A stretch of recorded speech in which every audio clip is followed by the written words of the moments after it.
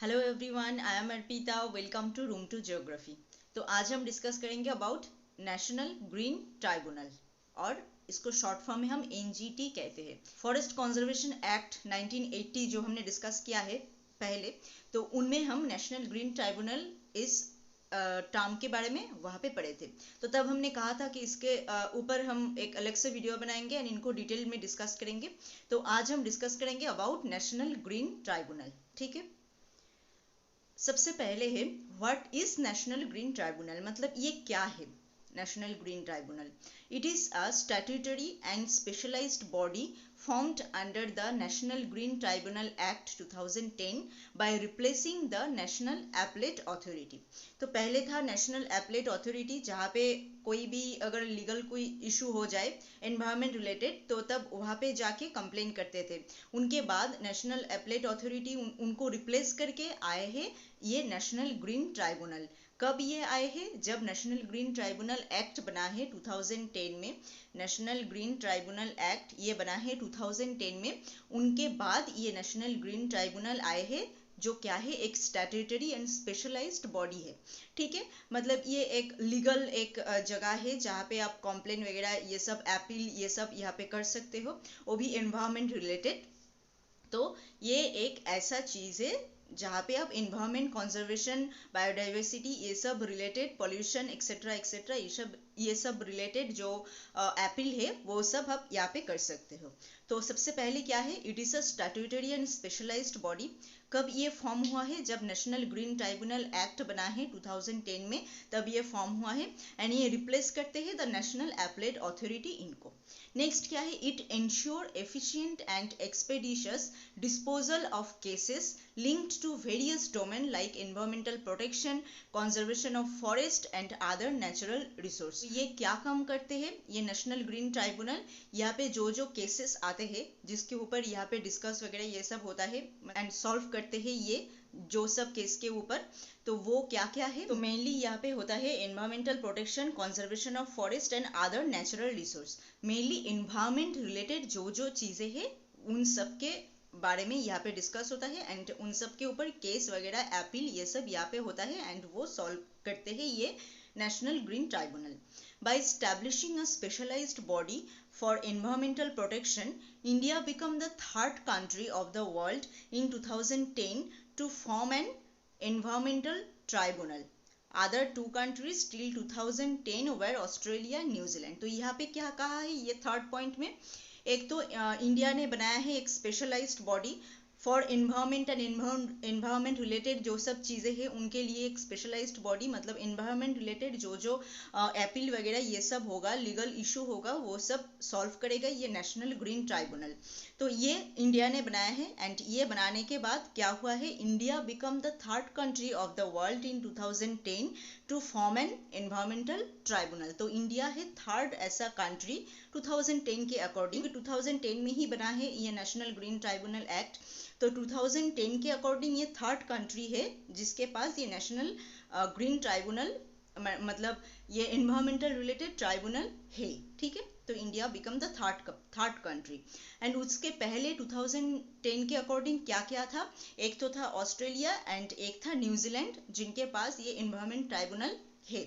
उनके बाद आया है इंडिया में, तो इंडिया है third country of the world in 2010 जिसके पास एनवायरमेंट ट्राइब्यूनल है। क्लियर हो गया आपको? NGT has 5 place of sitting. NGT मतलब नेशनल ग्रीन ट्राइब्यूनल, इसको हम शॉर्ट फॉर्म में यहाँ पे डिस्कस करेंगे एनजीटी। इनका है 5 प्लेस ऑफ सिटिंग, मतलब 5 जगह पे ये एनजीटी का काम होता है। New Delhi is the principal place of sitting. तो न्यू दिल्ली है सबसे इम्पॉर्टेंट जो प्रिंसिपल प्लेस है एंड और जो है वो कहाँ कहाँ पे है, Bhopal, Pune, Kolkata, Chennai are the other 4। तो ये 4 है, और तो एक है न्यू दिल्ली, एक है भोपाल, एक है पुणे, कोलकाता एंड चेन्नई। ठीक है, तो ये गया 5 place of sitting of NGT. तो what is national green tribunal, इसमें हमने क्या क्या देखा यहाँ पे, ये एक तो ये है एक स्टैट्यूटरी एंड स्पेशलाइज्ड बॉडी। ये गया एक, ये बना है कब, जब नेशनल ग्रीन ट्राइब्यूनल एक्ट बना है 2010 में, तब ये बना है। ये रिप्लेस करते हैं नेशनल एपलेट अथॉरिटी इसको। एंड इसका काम क्या है, किसके ऊपर केस इस सब जगह पे आते हैं नेशनल ग्रीन ट्राइब्यूनल के पास? एक तो environmental protection, conservation of forest and other natural resource, मतलब एनवायरमेंट रिलेटेड जो सब चीजें हैं वो डिस्कस होता है यहाँ पे नेशनल ग्रीन ट्राइब्यूनल में। एंड ये इंडिया जब ये बनाए हैं ये ग्रीन ट्राइब्यूनल मतलब एनवायरमेंट रिलेटेड ट्राइब्यूनल, तब 2010 के अकॉर्डिंग इंडिया है थर्ड कंट्री जिसके पास ये एनवायरमेंटल ट्राइब्यूनल है। ठीक है, उनके पहले कहाँ मतलब कौन कौन सी कंट्री के पास है? ऑस्ट्रेलिया एंड न्यूजीलैंड, एंड उनके बाद आया है इंडिया में। तो एनजीटी का 5 प्लेस ऑफ सिटिंग है, मतलब 5 जगह पे ये काम वगैरह होता है। सबसे प्रिंसिपल जो एरिया है वो तो है न्यू दिल्ली, उनके बाद है भोपाल, पुणे, कोलकाता एंड चेन्नई। ये 5 जो प्लेस है, 5 प्लेस में एनजीटी का काम होता है। नेक्स्ट क्या है? Structure of NGT. तो स्ट्रक्चर ऑफ एनजीटी में क्या क्या आता है? तो मीनिंग आपको समझ में आ गया, एनजीटी मेनली क्या है वो आपको समझ में आ गया। अब देखते हैं structure. consist of a chairperson and a few judicial and expert member। तो यहाँ पे क्या क्या रहता है एनजीटी के अंदर? एक तो चेयरपर्सन होता है and few judicial and expert member होता है जो इन सब के ऊपर काम करता है। There should be at least 10 and at maximum 20 full-time judicial and expert member in the NGT। तो यहाँ पे at least 10 and 20 maximum full time judicial and expert member होता है यहाँ पे। ठीक है, तो मैक्सिमम 20, एटलीस्ट 10, मतलब सबसे कम यहाँ पे 10 तो होना ही है मेंबर, एंड मैक्सिमम 20 यहाँ पे हो सकता है। The chairperson judicial expert member of the NGT hold office for a period of 5 years। तो 5 years के लिए इनका जो पद है वो रहता है, उनके बाद ये चेंज होता है। This dignitaries of the NGT are not eligible for reappointment. तो ये जो 5 साल लेके जो लोग था as a chairperson and judicial expert and member, तो वो फिर से अपॉइंटेड नहीं हो सकता है, मतलब रीअपॉइंटमेंट यहाँ पे नहीं होता है। फिर से अब 5 साल के बाद जो होगा अपॉइंटमेंट जब होगा तब वहाँ पे नया लोग आएगा। ठीक है, जो था वहाँ पे उनका रीअपॉइंटमेंट यहाँ पे नहीं होता है। The central government in consultation with the chief justice of India appointed the chairperson of the NGT. तो central government and chief justice of India जो है वो दोनों एक साथ कंसल्ट करके जो एनजीटी का जो चेयरपर्सन होगा कौन होगा वो डिस्कस करके वो ही फाइनल करता है। The judicial and expert member of the NGT are appointed by a selection committee constituted by the central government. And और जो है जुडिशियल एंड एक्सपर्ट मेंबर हमने कहा है यहाँ पे मेनली क्या रहते हैं? एक तो चेयरपर्सन और few judicial and expert member. तो चेयरपर्सन कौन सिलेक्ट करता है? Central government and chief justice of India, ये दोनों मिलके चेयरपर्सन जो है एनजीटी का उनको सिलेक्ट करते हैं। एंड जो जुडिशियल एंड एक्सपर्ट मेंबर है उनको सिलेक्ट करते हैं एक selection committee constituted by the central government. तो सेंट्रल गवर्नमेंट ने बनाया है एक सिलेक्शन कमिटी जो जुडिशियल एंड एक्सपर्ट मेंबर कौन कौन होगा वो सिलेक्ट करते हैं यहाँ पे। तो स्ट्रक्चर में क्या क्या है आपको समझ में आ गया। फिर से एक बार हम डिस्कस कर देते हैं यहाँ पे क्या क्या होगा। एनजीटी में कौन कौन रहता है? एक तो रहता है एक chairperson and judicial and expert member. Chairperson select करते हैं central government and chief justice of India, ये दोनों मिलके। And judicial and expert member जो है वो सिलेक्ट करते हैं selection committee constituted by the central government. Central government का जो सिलेक्शन कमिटी है वो उनको अपॉइंट करते हैं। ठीक है, इनका जो चेयर है उनका टाइम पीरियड है 5 years। तो 5 years तक उस जगह पे वो रहता है, उनके बाद उनको हटा के नया लोग लेते हैं यहाँ पे। तो ये जो लोग यहाँ पे था वो फिर से रीअपॉइंटेड यहाँ पे नहीं होता है। फिर से जब 5 साल के बाद लोग यहाँ पे लेते हैं, अपॉइंट करते हैं, तब यहाँ पे नए लोग ही लेते हैं, जो था उनको रीअपॉइंट नहीं करते हैं। तो at least 10 and maximum 20 full time judicial and expert member यहाँ पे होता है, मतलब कम से कम 10 एंड मैक्सिमम 20 मेंबर यहाँ पे होगा। नेक्स्ट क्या है? Objective of NGT. एनजीटी का ऑब्जेक्टिव क्या है? NGT ensure an efficient and expeditious of cases linked to various domain like environmental protection, conservation of forest and other natural resource. तो यहाँ पे जो केसेस आते हैं एंड केसेस वो सॉल्व करते हैं वो mainly environmental protection, conservation of forest and other natural resource related, मतलब मेनली एनवायरमेंट रिलेटेड केसेस यहाँ पे सॉल्व होता है। NGT ensure proper relief and compensation is provided for any kind of damage caused to people और properties due to environmental issue. तो NGT क्या करते हैं? Proper relief and compensation provide करते हैं। कहाँ पे? जहाँ पे डैमेज हुआ है, पीपल एंड उनका प्रॉपर्टीज जो है उन सब में डैमेज हुआ है। किसके वजह से डैमेज हुआ है? एनवायरमेंट रिलेटेड, मतलब एनवायरमेंट रिलेटेड कोई काम की वजह से अगर कोई पीपल एंड उनके प्रॉपर्टीज में डैमेज होता है तो उनका रिलीफ एंड कॉम्पनसेशन देता है ये NGT. NGT also handle a wide range of environmental dispute involving any stake holder.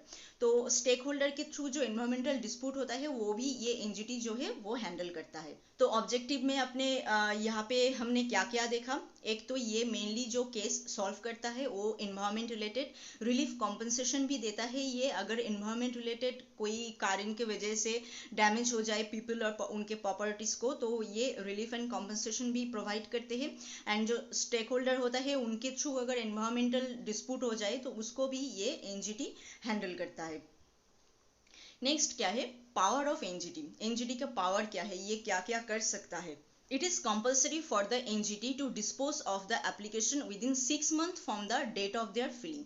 तो कोई एप्पल और कोई एप्लीकेशन अगर उसके पास आए एनवायरमेंटल रिलेटेड सॉल्व करने के लिए तो उनको वो विदिन 6 मंथ, जब जिस डेट पे वो फिल हुआ है वो एप्लीकेशन, उनसे 6 मंथ के अंदर उनको वो केस जो है सॉल्व करना है।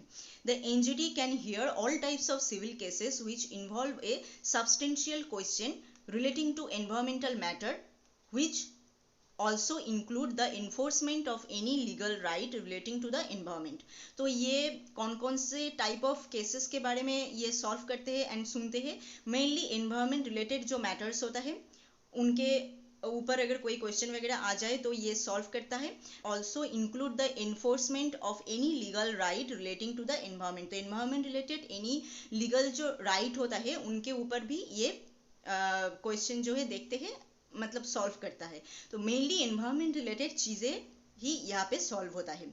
NGT is a statutory adjudicatory body like courts, hence it has both original and appellate jurisdiction in environmental matter.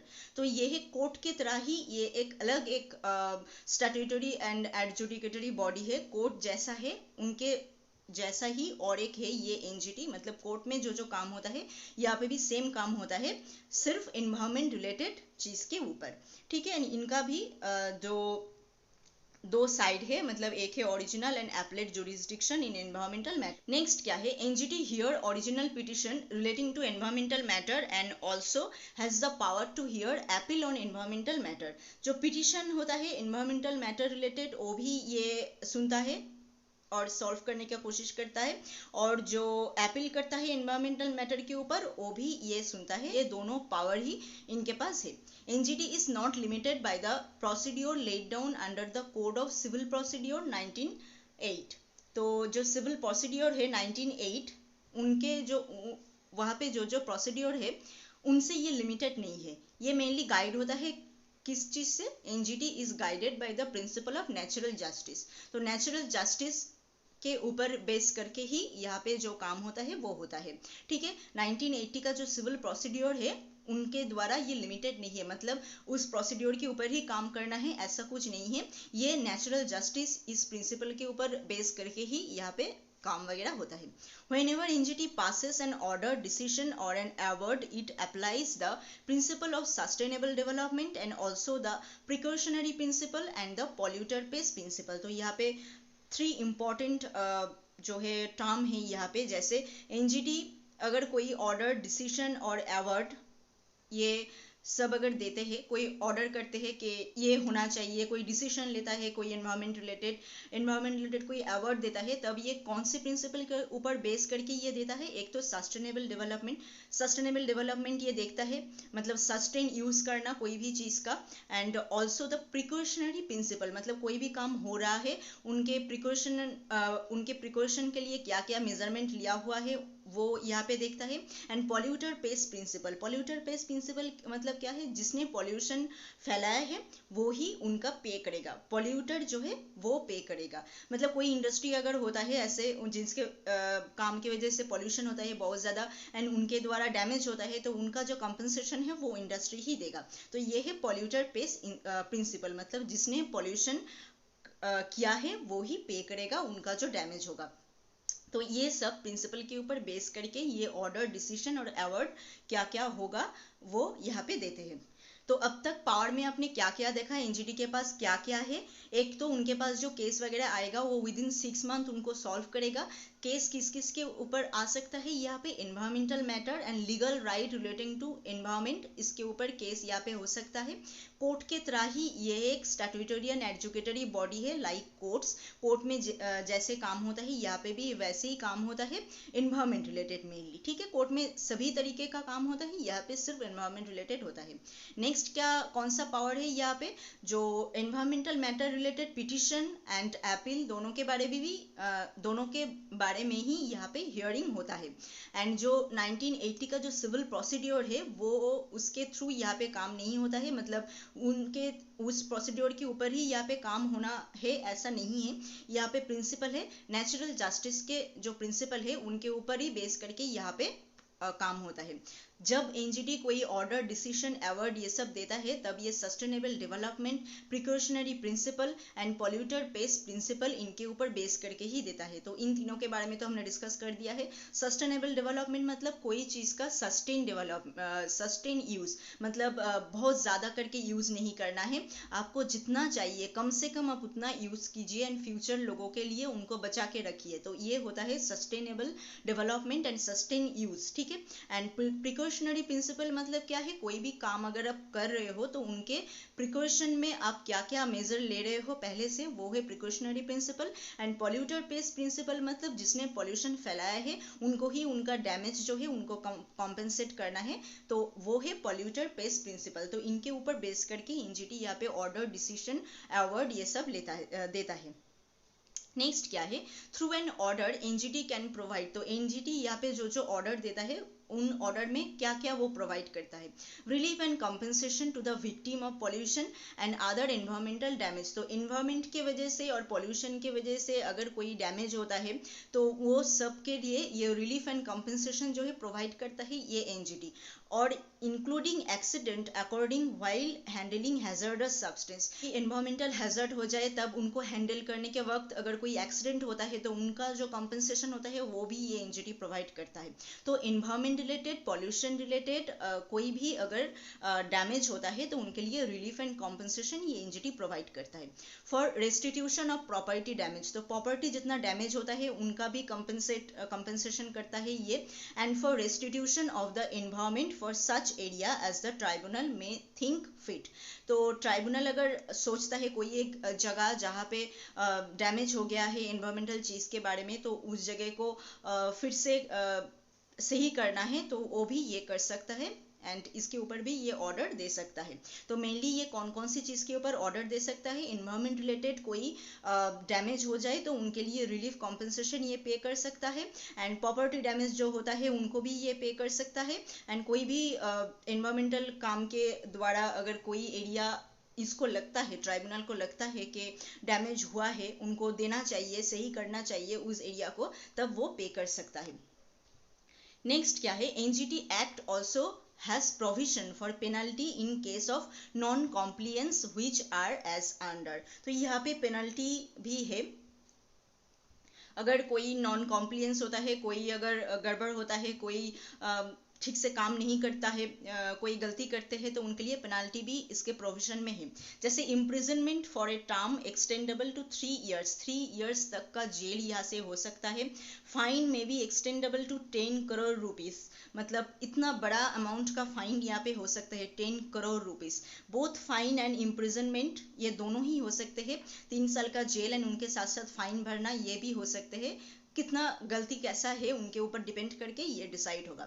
And appeal against the judgment passed by NGT can be filed to the Supreme Court of India within 90 days from the date of the communication of NGT judgement.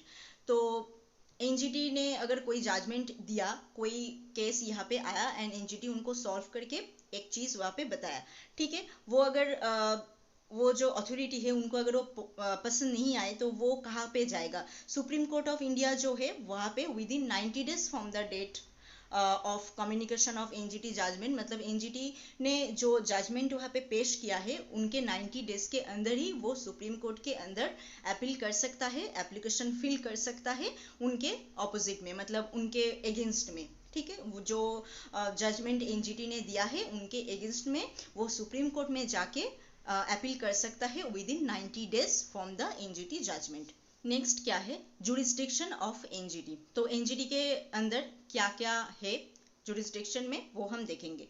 The NGT deals with civil cases under the 7 laws related to the environment listed in schedule 1 of the NGT act. तो NGT act के schedule 1 में है ये 7 loss, environment related ये 7 loss है जिनके ऊपर ये एनजीटी जो है काम करता है। वो कहाँ पे है, एनजीटी एक्ट के शेड्यूल 1 में, जो 2010 में हुआ है जो एनजीटी एक्ट, उनके शेड्यूल 1 में ये 7 लॉस है जो यहाँ पे दिया गए हैं नीचे।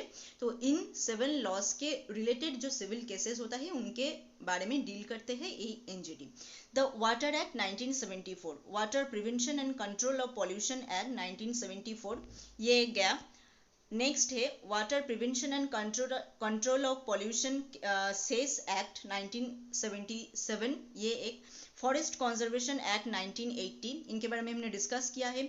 Air prevention and control of pollution act 1981, the environment protection act 1986, public liability insurance act 1991 and biological diversity act 2002। ठीक है, तो ये 7 लॉस के ऊपर यहाँ पे काम होता है।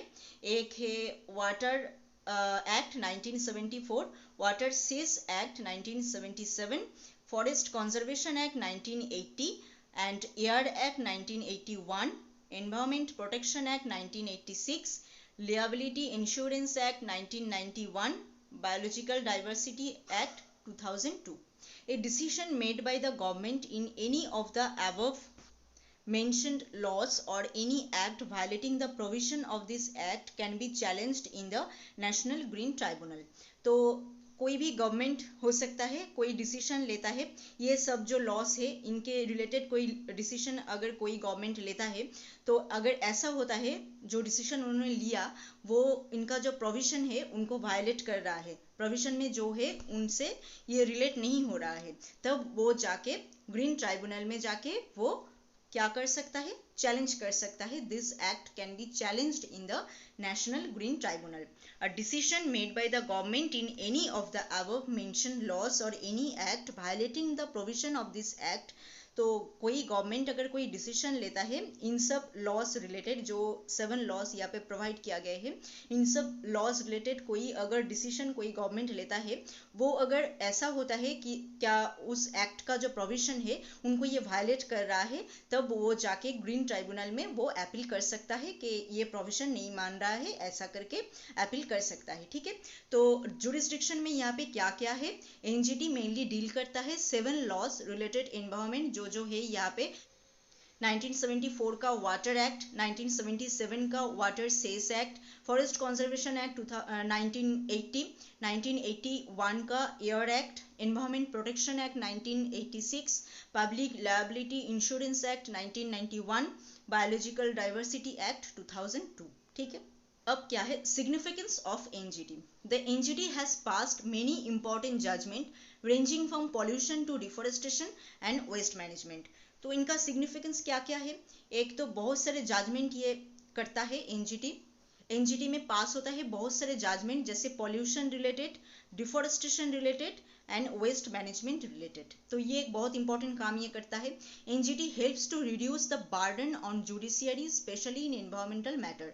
तो एनवायरमेंटल मैटर रिलेटेड सभी केस यहाँ पे डिस्कस होता है एंड सॉल्व होता है। तो एनवायरमेंट रिलेटेड जो जो काम है उनका बर्डन जुडिशियरी के ऊपर ये नहीं देता है, तो या जो बर्डन होता है जुडिशियरी के ऊपर से ये काम वो रिड्यूस करता है, मतलब ये काम वो करता है, इसलिए इतना काम तो जुडिशियरी को नहीं करना पड़ता है, मतलब कोर्ट को नहीं करना पड़ता है।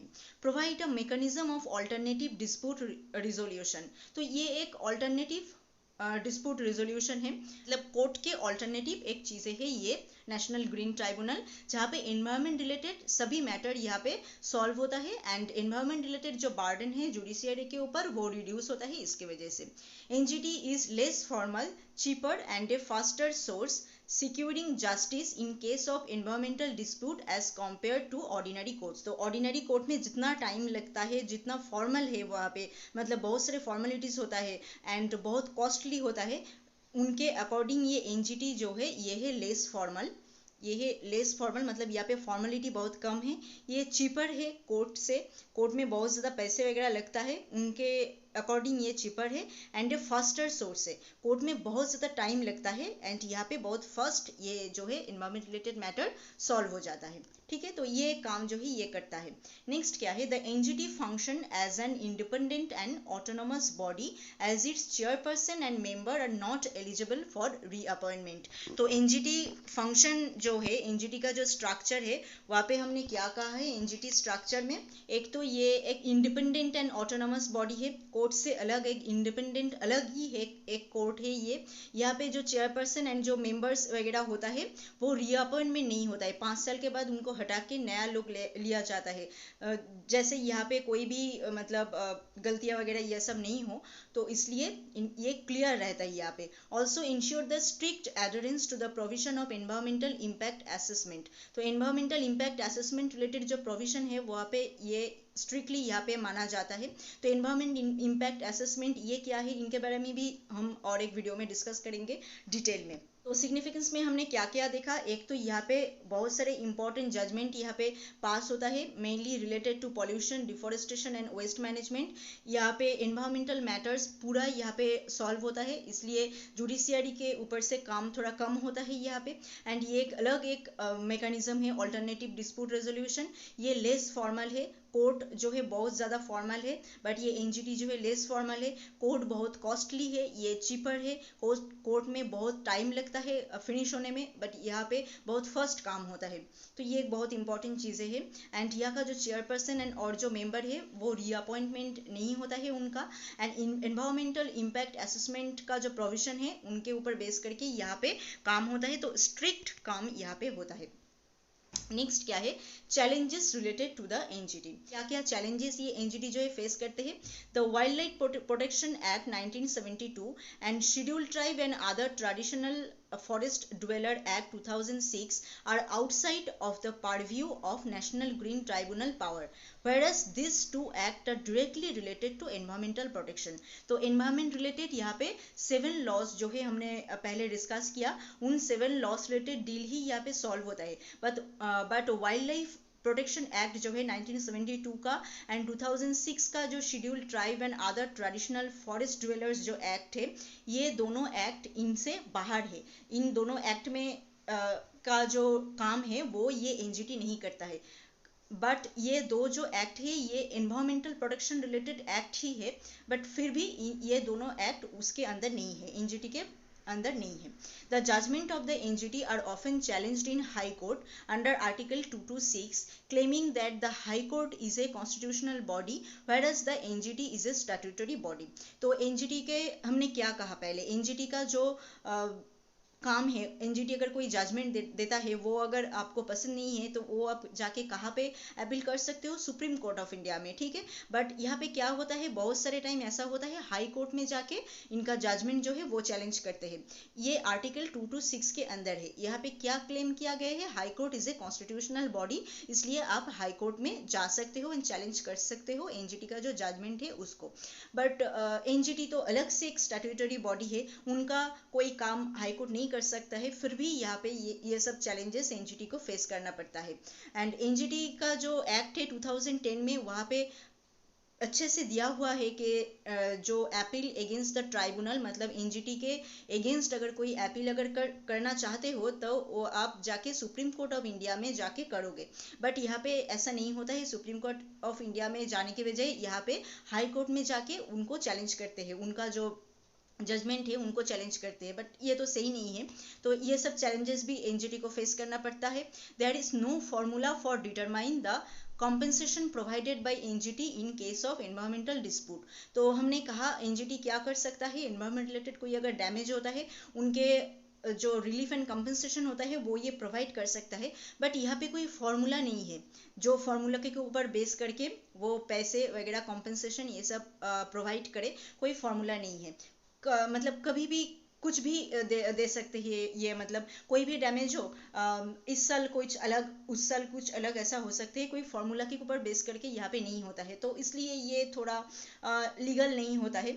NGT has been facing a lack of human and financial resource which has weakened its objective of disposing of the apple within 6 months। तो यहाँ पे एनजीटी फेस कर रहा है ऐसे लैक ऑफ ह्यूमन, मतलब यहाँ पे जो मेंबर है उनके कमियां हैं एंड फिनेंशियल रिसोर्स उनके भी कमियां हैं, उनके वजह से इनका जो ऑब्जेक्टिव है कोई भी केस अगर इनके पास आए तो 6 मंथ के अंदर उनको डिस्पोज करना है, मतलब उनको सॉल्व करना है। ये ऑब्जेक्टिव वो फुलफिल नहीं कर पा रहे हैं क्योंकि उनके पास जो मेंबर होना चाहिए, जितना मेंबर होना चाहिए उतना नहीं है, जितना पैसा होना चाहिए उतना नहीं है, उनके वजह से ये ऑब्जेक्टिव ये फुलफिल नहीं कर पा रहे हैं। The limited number of regional benches of NGT has also been a cause of concern. तो यह एनजीटी का सिर्फ 5 ही सीटिंग है, हमने कहा एक न्यू दिल्ली, भोपाल, पुणे, कोलकाता एंड चेन्नई, ठीक है, ये 5 ही सीटिंग है जो है एनजीटी का, तो ये बहुत कम है, इसके वजह से भी ये एनजीटी जो है बहुत ज़्यादा काम नहीं कर पाते हैं। तो क्या क्या चैलेंजेस एनजीटी को फेस करना पड़ता है?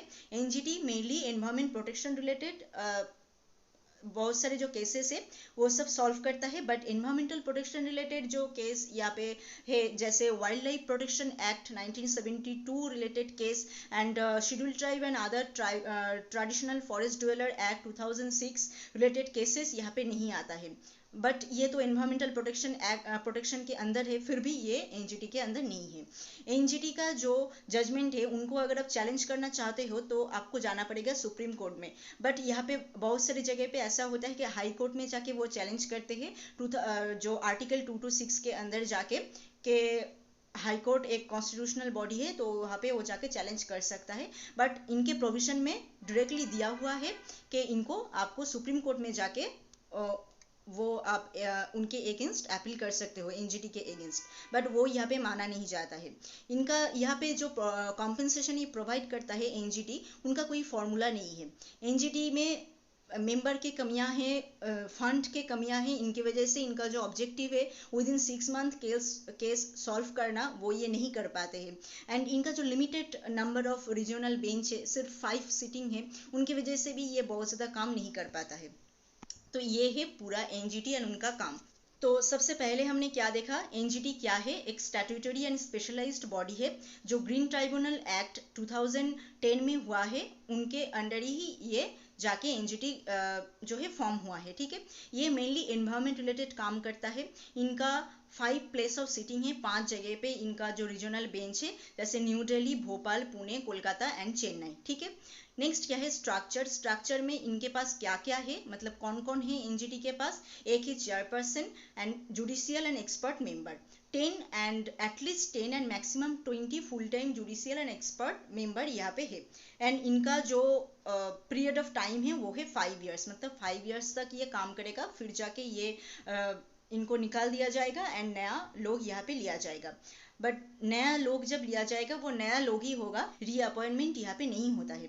Central government and chief justice of India ये दोनों मिलकर चेयरपर्सन कौन होगा वो डिसीजन लेता है, एंड जो सिलेक्शन कमेटी है सेंट्रल गवर्नमेंट का वो ठीक करता है कि जुडिशियल एंड एक्सपर्ट मेंबर कौन कौन होगा। ऑब्जेक्टिव क्या क्या है इसका, एक तो है environment related, environmental protection, conservation, sustainable development, ये सब रिलेटेड जो काम है केस है उनको सॉल्व करना, एक रिलीफ एंड कॉम्पेंसेशन देना अगर एनवायरमेंट रिलेटेड डैमेज हो जाए तो। इनका पावर क्या क्या है, विद इन 6 मंथ के अंदर यहाँ पे जो केस आएगा वो सॉल्व होगा, एंड यहाँ पे मेनली एनवायरमेंट रिलेटेड केस ही सॉल्व होता है। एंड ये कोर्ट की तरह एक स्टैट्यूटरी एडजुकेटरी बॉडी है, जैसे कोर्ट है वैसा ही है एनजीटी। एंड यहाँ पे एनवायरमेंट रिलेटेड पिटिशन, अपील सभी का हियरिंग यहाँ पे होता है, एंड नेचुरल जस्टिस इस प्रिंसिपल के ऊपर बेस करके यहाँ पे केस सॉल्व होता है। एंड ऑर्डर में ये क्या क्या कर सकते हैं, एनवायरमेंट रिलेटेड अगर कोई डैमेज हो जाए उनका रिलीफ एंड कॉम्पनसेशन ये पे कर सकता है। पेनल्टी में यहाँ पे दिया हुआ है 3 इयर्स का जेल हो सकता है, 10 करोड़ रुपीज फाइन यहाँ पे भरना हो सकता है, बोथ फाइन एंड इम्प्रिजनमेंट भी हो सकते हैं। अगर कोई जजमेंट एनजीटी ने दिया अगर वो आपको पसंद नहीं है तब हम 19 डेज के अंदर जाके सुप्रीम कोर्ट में जाके चैलेंज कर सकते हो उनका जो जजमेंट है उनको। एंड 7 लॉस जिनके ऊपर यहाँ पे काम होता है मेनली वो हमने यहाँ पे दे दिया है। सिग्निफिकेंस में क्या क्या काम ये करते हैं। एक तो मतलब जुडिशियरी के ऊपर से काम जो है कम करता है एंड ये नॉर्मल कोर्ट से less formal, cheaper and faster source है। एंड यहाँ पे मेनली एनवायरमेंट रिलेटेड पूरा काम होता है एंड ये बहुत ही इंडिपेंडेंट एंड ऑटोनोमस बॉडी है क्योंकि यहाँ का जो लोग है 5 साल के बाद वो रीअपॉइंटमेंट नहीं होता है, नए नए लोग लिया जाता है। तो ये इंडिपेंडेंट एंड ऑटोनोमस बॉडी है। क्या क्या चैलेंजेस इनको फेस करना पड़ता है, बहुत सारे ऐसे एनवायरमेंटल प्रोटेक्शन एक्ट है जो इसके अंदर नहीं है। हमने प्रोविजन में देखा क्या सुप्रीम कोर्ट में जाके जजमेंट ऑफ एनजीटी को आप चैलेंज कर सकते हो, बट बहुत सारे जगह पे हाई कोर्ट में ही चैलेंज होता है। एंड यहाँ पे ह्यूमन का लैक ऑफ ह्यूमन है, मतलब मेंबर जो है बहुत कम है, फिनेंशियल सपोर्ट बहुत ज़्यादा नहीं है, इसके लिए ये इनका ऑब्जेक्टिव जो है फुलफिल नहीं होता है। एंड इनका सिटिंग भी बहुत कम है, सिर्फ 5 जगह पे है, इसलिए भी मतलब इसका ऑब्जेक्टिव जो है फुलफिल नहीं होता है। तो आई थिंक पूरा नेशनल ग्रीन ट्राइब्यूनल आपको समझ में आ गया है। यहाँ पे हमने इन डिटेल डिस्कस कर दिया है, इनका काम क्या है, इनका स्ट्रक्चर क्या है, इनके अंदर कौन कौन रहेगा, इनमें पेनाल्टी क्या क्या दिया हुआ है, ऑब्जेक्टिव क्या क्या है, इनका पावर क्या क्या है, सभी हमने यहाँ पे डिस्कस कर दिया है। फिर भी कोई समस्याएं है तो आप हमें कॉमेंट करके कह सकते हो। ठीक है, मिलते हैं और एक नए वीडियो में और एक नए टॉपिक के साथ। Thank you.